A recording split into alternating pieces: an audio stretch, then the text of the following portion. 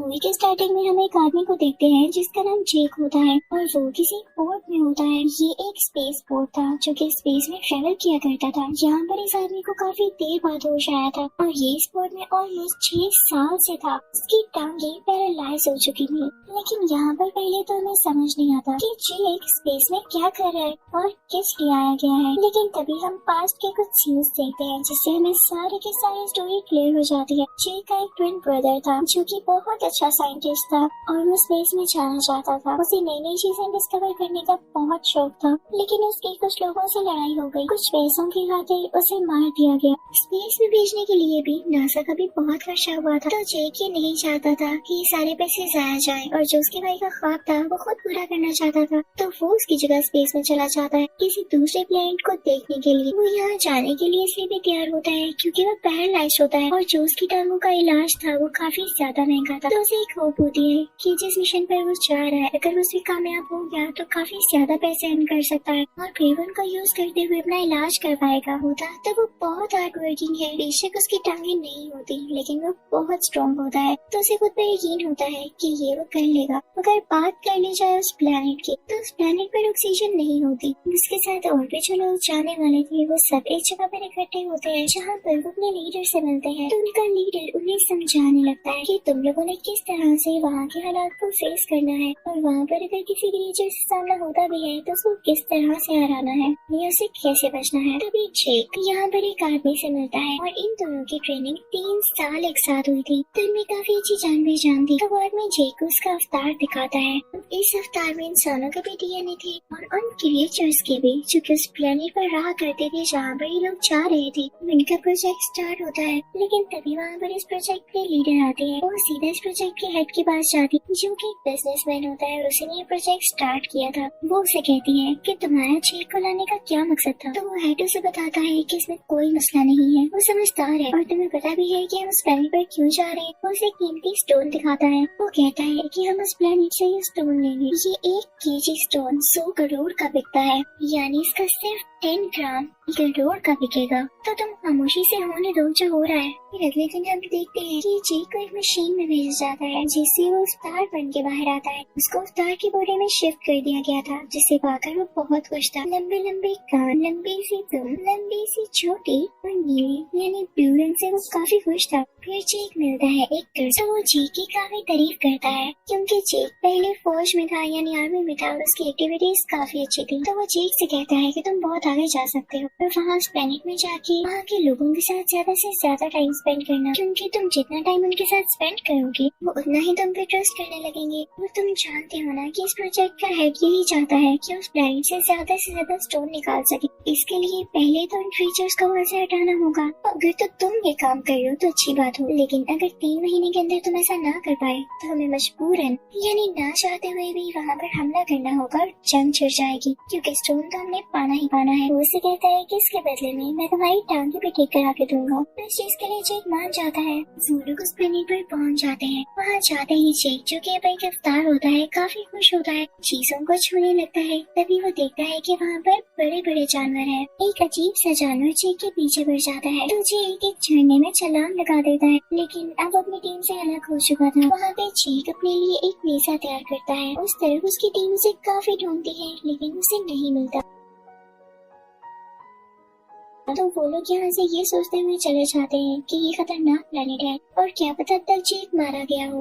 जेक वहीं जंगल में होता है। तभी हम देखते हैं कि कोई फीमेल उसे देख रही होती है और वो उसी प्लेनेट की क्रीचर होती है जिसका नाम नीति होता है। वो जेक पर एरो चलाने ही वाली होती है कि तभी उस पर एक फूल आकर बैठता है, तो वो अपना डिसीजन बदल लेती है और वहाँ से चली जाती है। अब रात को जेक के पीछे उस प्लेनेट के काफी खतरनाक जानवर बढ़ जाते हैं और उस पर अटैक करने के लिए आगे बढ़े होते हैं, लेकिन जेक उनसे फाइट बैक करता है। उनको भगाने के लिए आग भी जलाता है। तभी वहाँ पर नीची आकर उसे बचाती है, लेकिन इस दौरान वहाँ के कुछ जानवर भी मारे जाते हैं। तो नीची को गुस्सा आता है। वो जेक से कहती है कि तुम्हें बचाने के चक्कर में मेरे जानवर मारे गए। तो जेक उससे कहता है कि गुस्सा किस चीज का दिखा रही, अगर अपने जानवरों की इतनी फिक्र थी तो मुझे बचाया ना होता। तो नीति उसे कहती है कि तुम बिल्कुल बच्चे हो। तो जेक उसे कहता है तो फिर मुझे सिखाओ कैसे लड़ा जाता है। इसी के साथ जेक की बॉडी पर वही ग्लोइंग फ्लावर्स आकर बैठ जाते हैं। नीति इस कबीले के सरदार की बेटी होती है, तो वो जेक को अपने कबीले के पास लेकर जाती है। उसके कबीले के लोग जेक को मारना चाहते हैं, लेकिन नेत्री उनको रोकती है। तो ये बात एक और क्रीचर को अच्छी नहीं लगी। ये वही क्रीचर होता है जो कि अब आगे जाकर इस कबीले का सरदार बनने वाला था। लेकिन नेत्री की माँ, जो कि वहाँ की रानी होती है, नेत्री से कहती है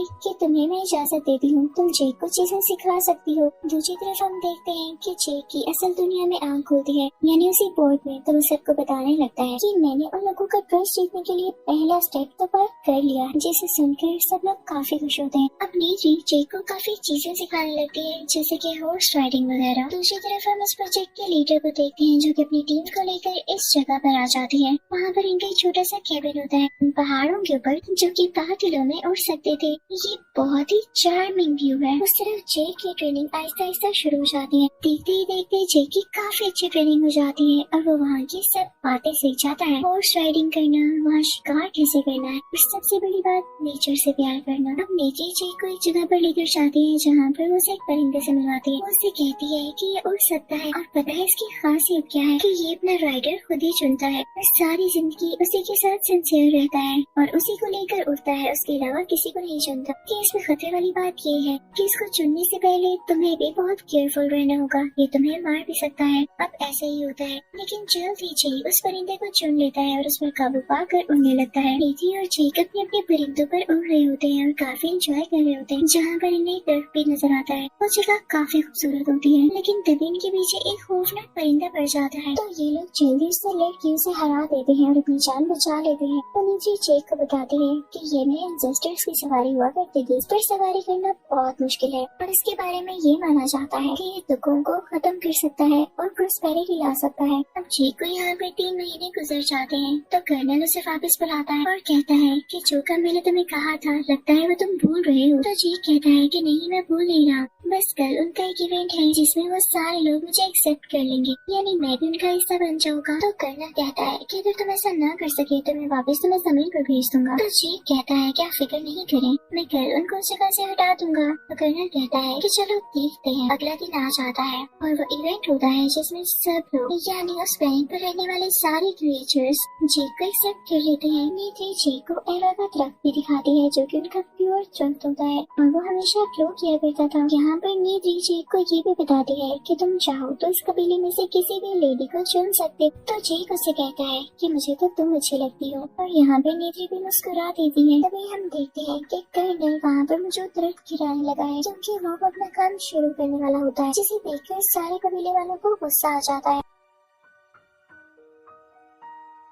जेक उनको रोकने की काफी कोशिश करता है, लेकिन इंसान तो रुके नहीं रहे थे। ये सब देखकर वो क्रिएचर जो उस कबीले का नया सरदार बनने वाला था, जेक पर हमला कर देता है और नेत्री उसे बचाती है। अब इस प्रोजेक्ट के लीडर कर्नल से कहती है कि जरूरी नहीं है कि तुम उनकी जमीन खोद कर उनके दरख्तों को गिरा कर स्टोन को हासिल करो, क्या पता स्टोन चारों तरफ हो। तब तक जेक भी आ जाता है, जो क्या कर्नल को समझाता है और इस प्रोजेक्ट की हेड से भी कहता है कि आप लोगों को ये स्टोन क्यों चाहिए। वो लोग नेचर को बहुत पसंद करते हैं, वो कभी भी ऐसे नहीं जाने वाले। तो कर्नल कहता है कि हमें इससे फर्क नहीं पड़ता, अगर वो नहीं जाएंगे तो मैं तुम्हें पहले ही बता चुका हूँ कि हम जंग करेंगे, कल तो वैसा ही होगा। पीटर और जेक उन्हें समझाने की काफी कोशिश करती है, लेकिन वो तो सुन ही नहीं रहा होता। वो बस उनको इतना सा मौका देता है कि तुम लोग वापिस अपने अवतार में एक बार जा सकते हो और उनको डील कर सकते हो, ये तुम लोग के पास आखिरी मौका है। इस प्रोजेक्ट के लीडर और जेक अपने अपने अवतार में चले जाते हैं और दोबारा से उस प्लानिंग पर जाते हैं, जहाँ पर जेक जाकर सब कुछ सच सच बता देता है कि मुझे यहाँ पर इसीलिए भेजा गया था कि मैं आप लोगों को इस जगह से हटा सकूं, क्योंकि हमें यहाँ से कुछ जरूरी चीजें चाहिए। तो नेत्री सुन के रोने लगती है और चिल्लाने लगती है कि तुमने मुझे धोखा दिया है, तुम अब तक ड्रामा करते आ रहे थे। उस प्लानेट के क्रिएचर्स जेक और उस प्रोजेक्ट के लीडर को कैद कर लेते हैं। तभी वहाँ पर कर्नल अपने लोगों के साथ आ जाता है। जेक उसे मना भी कर रहा होता है, लेकिन वो फिर भी इस तरफ आ जाता है। अब इस कबीले के लोग उन पर अटैक करने लगते हैं, लेकिन वो अपने बो और एरो से कितना अटैक कर पाते। कर्नल उन पर बॉम्ब्स फेंकने लगता है, जिससे हर तरफ आग लग जाती है और कबीले के लोग डर के रोने लगते हैं। तभी एक फीमेल क्रिएचर जेक के पास आती है और उसे खोलते हुए कहती है कि हमारी जान बचाओ। लेकिन इतनी ही देर में कर्नल वो दरख्त भी गिरा देता है, जो कि उनका प्योर दरख्त था। सब लोग ये देख के काफी दुखी होते हैं और उन्हीं इंसानों पर काफी ज्यादा गुस्सा आ रहा होता है। इस सब में नेत्री के फादर यानी इस कबीले के लीडर की भी डेथ हो जाती है। इस प्रोजेक्ट का हेड और कर्नल ऑर्डर देता है कि जेक और इस प्रोजेक्ट के लीडर को अरेस्ट कर लिया जाए, लेकिन तभी वहाँ पर एक पायलट आती है जो कि फाइटर प्लेन चलाया करती थी। वो उनको आकर बच जाती है। अब ये सारे लोग एक और स्पेसशिप में होते हैं जहाँ पर कर्नल की फायरिंग की वजह से इस प्रोजेक्ट की लीडर जख्मी हो चुकी होती है। यहाँ पर जेक दोबारा से अपने अवतार में आ जाता है, लेकिन जेक देखता है कि यहाँ के सारे लोग किसी और जगह चले गए और वो वहीं पर होता है जहाँ पर उनका प्योर थ्रो गिर चुका था। नहीं लग रहा था